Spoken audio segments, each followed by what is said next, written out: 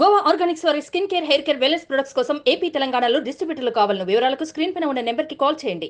Breaking news చూస్తున్నాం. Delhi liquor కేసులో arrest అయిన ఎమ్మెల్సీ కవితకు రౌస్ అవెన్యూ కోర్టులో చుక్కెదురైంది. ఈడీ, సిబిఐ కేసులో కవితకు బెయిల్ పిటిషన్ ను డిస్మిస్ చేస్తూ రౌస్ అవెన్యూ కోర్టు తీర్పునిచ్చింది. ఈ కేసులో ప్రస్తుతం కవిత జ్యుడిషియల్ కస్టడీలో ఉన్నారు. ఈడీ, సిబిఐ కేసులో వేర్వేరుగా బెయిల్ పిటిషన్లు దాఖలు చేశారు. ఎన్నికల నేపథ్యంలో స్టార్ క్యాంపెయినర్ గా ప్రచారంలో పాల్గొనాల్సి ఉందని ఆమె పేర్కొన్నారు. మహిళగా పిఎంఎల్ఏ సెక్షన్ 45 ప్రకారం బెయిల్ కు అర్హత ఉందన్నారు.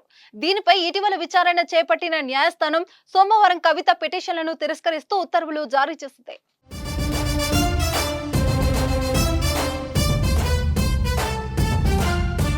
ఇటీవల విచారణ సందర్భంగా కవితతో పాటు ఈడీ, సిబిఐ తరపు న్యాయవాదులు వాదనలు వినిపించారు. ఎలాంటి ఆధారాలు లేకుండా కవితను అరెస్టు చేశారని కవిత తరపు న్యాయవాది వాదించారు.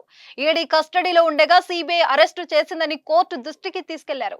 ఇదిలా ఉంటే కవితకు బెయిల్ ఇవ్వొద్దని సిబిఐ, ఈడీ తరపున న్యాయవాది న్యాయస్థానాన్ని కోరారు. ఈ కేసులో కీలక వ్యక్తిగా ఉన్నారని కోర్టు దృష్టికి తీసుకెళ్లారు. ఇరుపక్షాల వాదనలు విన్న కోర్టు కవితకు బెయిల్ నిరాకరిస్తూ న్యాయమూర్తి ఉత్తర్వులు జారీ చేశారు.